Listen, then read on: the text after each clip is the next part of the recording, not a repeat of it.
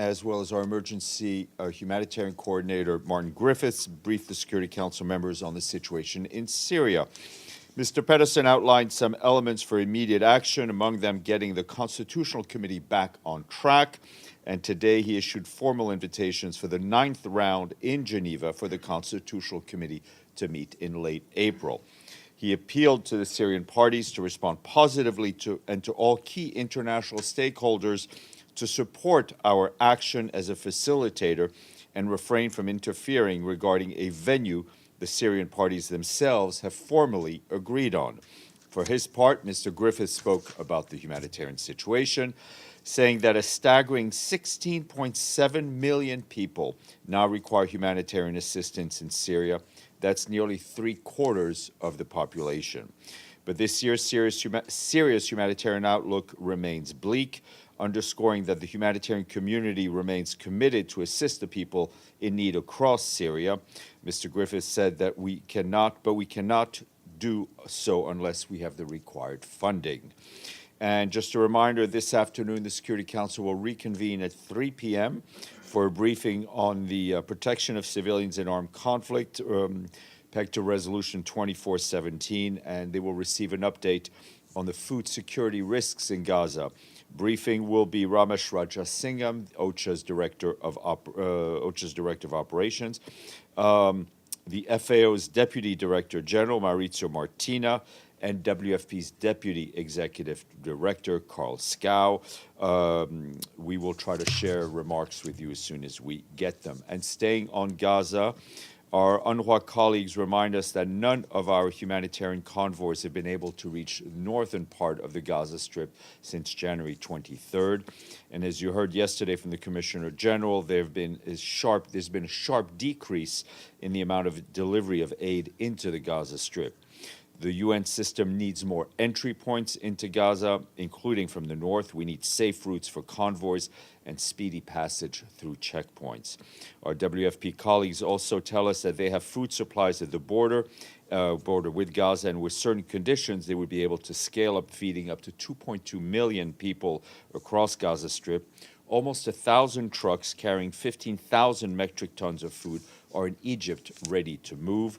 Also today, our humanitarian country team for the occupied Palestinian territory released a statement denouncing an incident in which humanitarian workers were targeted during a medical evacuation at Al-Amal Hospital in Khan Yunis, and that statement was flagged in the briefing earlier today to your colleagues in Geneva.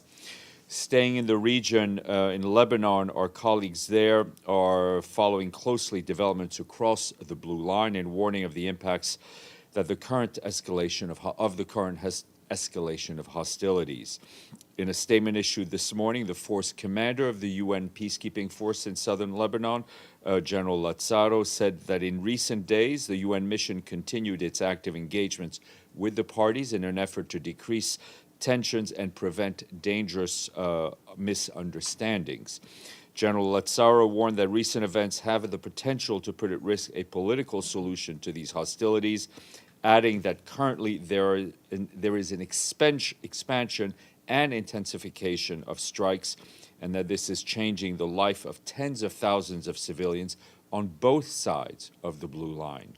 He is repeatedly urging all parties involved to halt hostilities to prevent further escalation. Also, for her part, the special coordinator for Lebanon, Joanna Runetka, expressed her deep concern at the gradual expansion in the exchange of fires across the Blue Line, as General Lazzaro said, both in scale, scope, and intensity, stating that in an exercise of her good offices, she has intensified her engagements with all stakeholders towards finding urgent steps for de-escalation. Warning that this situation undermines Security Council Resolution 1701, she said she's also encouraging concerted efforts by international partners to help the parties find sustainable solutions that enhance security and stability across the Blue Line. And to shed more light on the impact of the fighting on civilians in Lebanon, the Office for the Coordination of Humanitarian Affairs tells us that unless Then 5 months, nearly 90,000 people have become internally displaced, and dozens of civilian casualties were reported because of the fighting. That's north of the Blue Line. Unfortunately, the continued hostilities and related challenges are hampering the ability to safely provide much-needed assistance in border villages. Yesterday, the World Health Organization condemned the killing of 2 paramedics and the destruction of ambulances and vital medical infrastructure in the southern Lebanese village of Blida. That took place over the weekend, saying that attacks on healthcare workers must stop. Moving to Haiti, and today in Port-au-Prince, we, along with our partners, launched, and which includes the government, launched the 2024 Humanitarian Response Plan. The plan seeks to provide food, shelter, health, education, and protection services for 3.6 million Haitians over the next 12 months, calling for $674 million. It also comes against the backdrop of serious protection crisis for millions of Haitians. Nearly 1 in 2 people in Haiti are food insecure, and basic services are on the brink of collapse. The humanitarian coordinator in Haiti, Ulrika Richardson, will be our guest tomorrow to update you on the situation, the humanitarian situation in the country. And moving to South Sudan, the peacekeeping mission there, UNMISS, reports that it is establishing a new team site in Unity State in Abianom. That's in line with its mandate to protect civilians and improve the security in areas bordering Warab State and the Abia region. Peacekeepers have begun deploying the site, but also to mitigate any spillover effects of the recent clashes in Abia into South Sudan. Their presence will help build trust and confidence between communities and contribute to creating conditions conducive to the safe delivery of humanitarian assistance to those most infected by the heavy flooding in Bentiu and to thousands of people seeking refuge from the crisis in Sudan. On a separate note, Nicholas Haysom, the head of the peacekeeping mission, briefed the African Union Peace and Security Council. He stressed that persistent intercommunal fighting in South Sudan undermines the country's ability to hold peaceful elections in December, calling on the government to urgently finalize and implement transitional security agreements to settle this issue. And turning to Ethiopia, where our emergency relief coordinator, Martin Griffiths, has allocated $17 million from the Central Emergency Response Fund to address worsening food insecurity in the country. The new funding reflects our deep concern over the impact of a new El Nino-driven drought that is impacting Ethiopia, with parts of Afar, Amhara, and Tigray hardest hit by this drought. Food insecurity is only set to increase in the coming months as the new drought intensifies. More than 10 million people across Ethiopia are expected to need food assistance during the July to September lean season. Meanwhile, previous droughts and ongoing hostilities continue to have an impact, and projected flooding could cause further hardship. Our colleagues in the Humanitarian Affairs Department underscore that there is a short window of opportunity to avert the worst impact on communities battered by back-to-back shocks, including the conflict in northern Ethiopia. It is essential that this latest allocation from the Central Emergency Response Fund is followed up by additional fundings from donors. Thanks to their generosity and to the efforts of Ethiopia's own government, some 6.6 million men, women, and children are already being reached with food and cash assistance. However, due to sustain and scale up this response across the country, more resources are urgently needed. To that end, yesterday, the government and the UN launched a joint appeal for this year's response, asking for $3.24 billion to address the needs of 15.5 million people this year. And in Nigeria, the resident humanitarian coordinator, Mohammed Fall, met yesterday with authorities in Borno State in the country's northeast, reiterating the UN's team and the humanitarian community's commitment to assist in the resettling of internally displaced people. He stressed the importance of addressing immediate needs and at the same time finding sustainable solutions to improve people's lives. Over the past years, attacks on civilian and civilian infrastructure in that part of the country have made people more vulnerable and continue to impede their access to assistance. Today, more than 2 million people internally displaced are unable to return to their homes. Protection needs are high, especially for women and girls. More information online. On the health front, the UNHCR, the World Health Organization, together with Denmark, Jordan, and Kenya, are jointly convening a global high-level technical meeting on non-communicable diseases in humanitarian settings. That will be taking place in Copenhagen from the 27th to the 29th of this month, so it starts today. The aim is to support the integration of essential services for non-communicable diseases in emergency preparedness response. Finally, a senior personnel appointment. Today, the Secretary General is appointing Vivian van de Peer of the Netherlands as his Deputy Special Representative for Protection and Operations in the Democratic Republic of the Congo for the peacekeeping mission there, known as MONUSCO. She succeeds Kassim Diagne of Senegal, to whom the Secretary General is grateful for his dedicated service. Ms. van der Peer brings to the position over 30 years of UN experience, both in the field and at headquarters. As you may know, she is currently the Deputy Head of Mission in the for the support mission in Hudaydah in Yemen, and we congratulate our great friend Vivian, and we now take questions from our friends here. Gabriel. No, sorry, but you need a microphone, though. Edie was a little slow with the draw, you know. Steph, are kids in Gaza dying of starvation? Look, I think you will hear a lot more about the risk of famine and the risk of death from hunger this afternoon in the Security Council, and I don't want to preempt what our WFP and FAO colleagues will say. Fair enough, but I mean, the UN's been very clear. Risk of famine, widespread food insecurity. I could go on and on. Yeah. You know all these terms. I mean, the Ministry of Health, Gaza Ministry of Health, reporting today 2 children died of dehydration. Save the Children, reporting today that they are starting to see kids dying because of malnutrition. And all you have to do is open social media and see videos of kids that appear to be dying of starvation. I mean, why won't you just come out and say that, or why won't the Secretary General be more direct in how he addresses the issue? Look, I think we are being very direct on how we're addressing a lot of issues in Gaza. I think we have been talking about it every day, stressing that more than 2 million people are at risk, if they're not having enough food, being bombed, being killed, not having access to health care. And again, I think our colleagues this afternoon will provide more language on that. Edie, then Michelle. Thank you, Steph.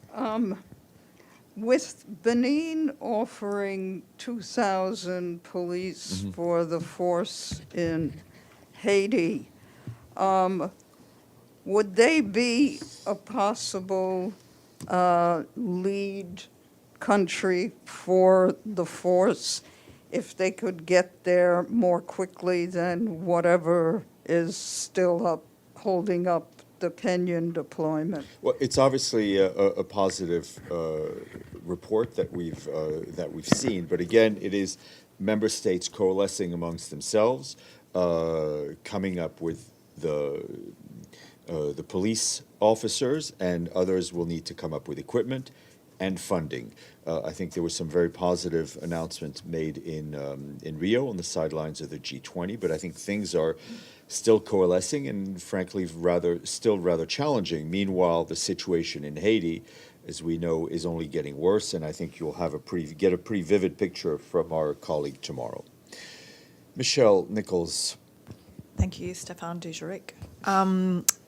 Has the Secretary General or any of his senior officials had any recent briefings on from the parties involved in the ceasefire for hostage talks going on in relation to Gaza? The Secretary General keeps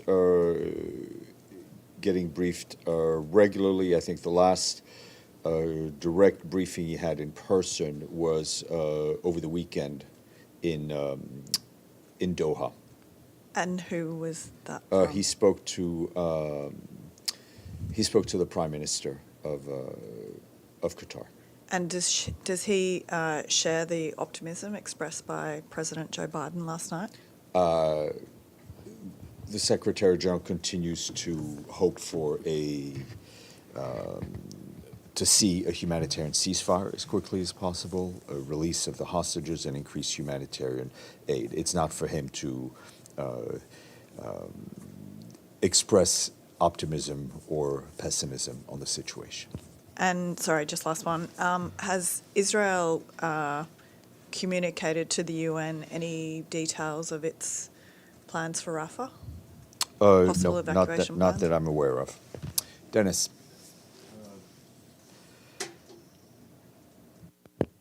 French President Emmanuel Macron, after a meeting of European leaders in Paris, didn't exclude deployment of Western troops to Ukraine and told that such a scenario had been discussed. What does Secretary General think of that? Well, it's not been discussed with us. I mean, we've just seen press reports, as you have. We continue to hope to see an end to the conflict in Ukraine, in line with international law, General Assembly resolutions, and the internationally recognized borders of Ukraine. Stefano and then Mike. Sorry, the meeting with the Prime Minister of Qatar was last Monday. Yeah, sorry.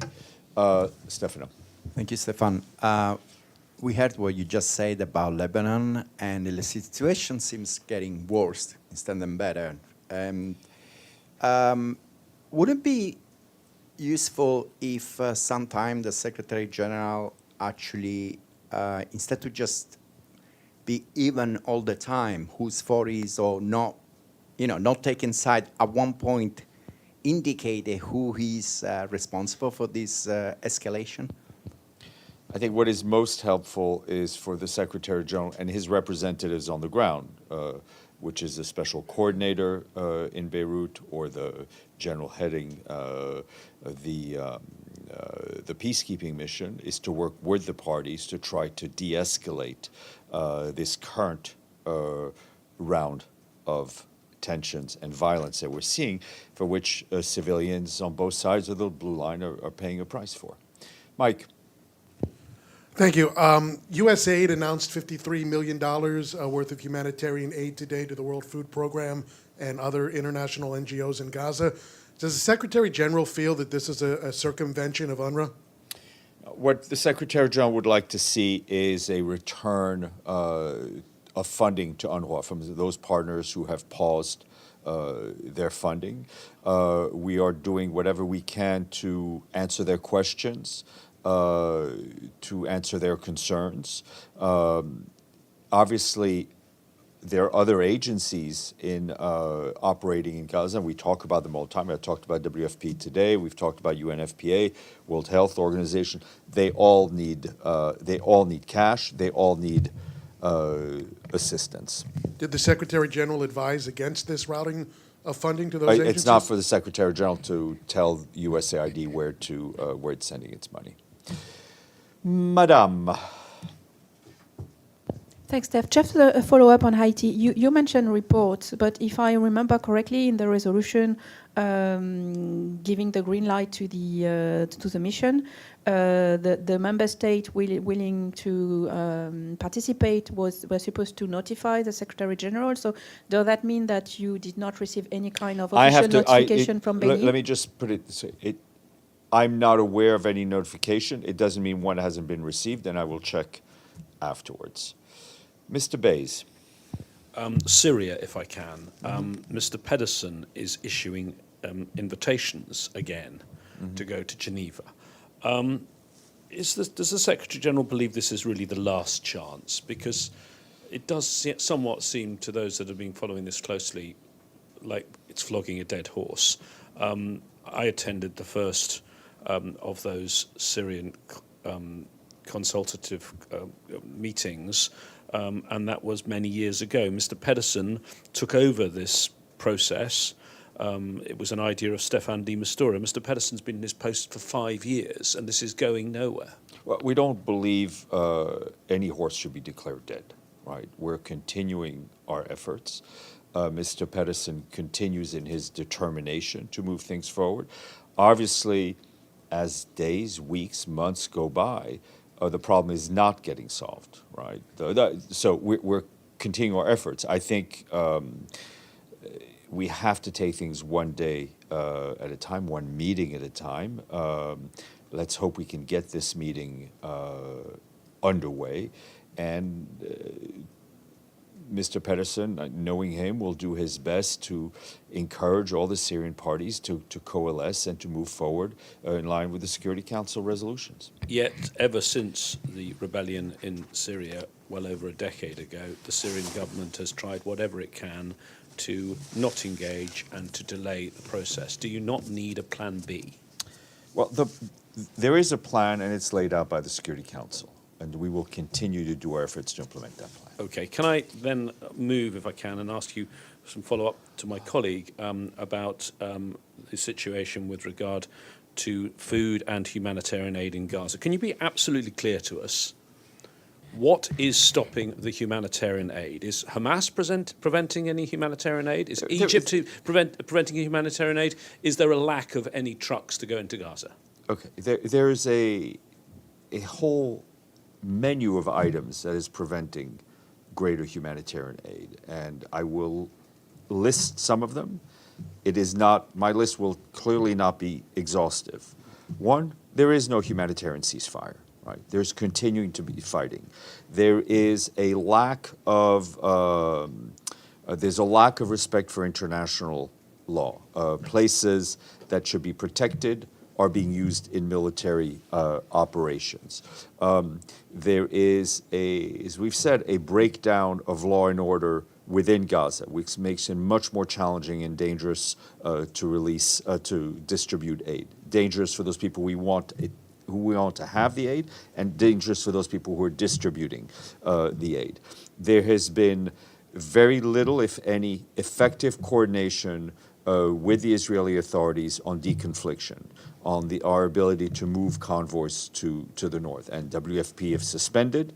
We've not been able, UNRWA has not been able to move anything to the north. There is a challenge in having enough trucks within Gaza to do the aid, because as you know, trucks that go from Israel into Gaza, or cross from Egypt into Gaza, those trucks have to be unloaded and repacked and reloaded, usually on smaller trucks inside Gaza, and we just don't. A lot of them are getting destroyed. We just don't have enough. So, isn't it true that list of impediments? And I don't think you mentioned, for example, the lack of crossings, border crossings. Yeah, I said my list would not be exhaustive. Yeah, but so if not all, the vast majority of that list are things that are in the control of Israel, that Israel could change. Israel could open more crossings. Israel could speed up inspections. James, we've made those points publicly. We've made those points. So it's Israel privately. Is Israel we've clearly also keep pushing for. There is a conflict going on. We need to see we need a humanitarian ceasefire. So is Israel clearly not in contravention of two Security Council resolutions, 2712 and 2720? We have repeatedly called for everyone to respect the necessary resolutions. But Israel's not. Sir. Thank you. This morning, Martin Griffiths briefed to Security Council, and he was saying in northeast Syria, the recent airstrikes caused partial and completely shutdown of hundreds of essential civilian infrastructures. That includes electricity stations, water plants. So I wonder if United Nations is going to send any help to rebuild those stations? We will do whatever we can, but I will try to get you a bit more granular answer to your pertinent question. Okay, I have a follow-up.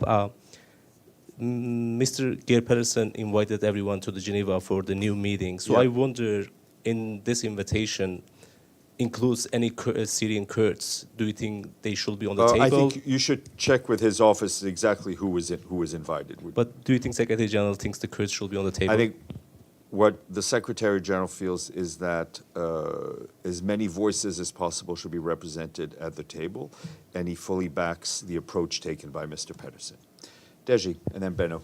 On artificial intelligence, it's been reported that the U.S. used machine learning algorithm to enhance its combat effectiveness, which has been showing the early February 85 targets in Middle East. That's why they use this algorithm. I just want to know what is the Secretary General's position on the application of AI in military, and what this has to do with the disarmament. He's been very, very clear on his extreme and very deep concern about the increased use of artificial intelligence in weaponry, with the potential creation of autonomous lethal weapons. And he has repeatedly called on member states to come together to agree on guidelines and safeguards for these things. Benno. Thank you, Steph. More a technical question about the OIOS investigation into UNRWA. Did you decide internally when the results, when you have the results, how to publish them, to what scale you will publish information? Those decisions are still being taken. Okay. Sorry, just on that note. Oh, Michelle Nichols. Sorry. I know you've been asked this a lot, but any idea when we might get something from OIOS? I have some ideas, and I will share them with you in due time. Dennis. Our editors are asking. Yeah, people know. People want to know. Yes, Dennis.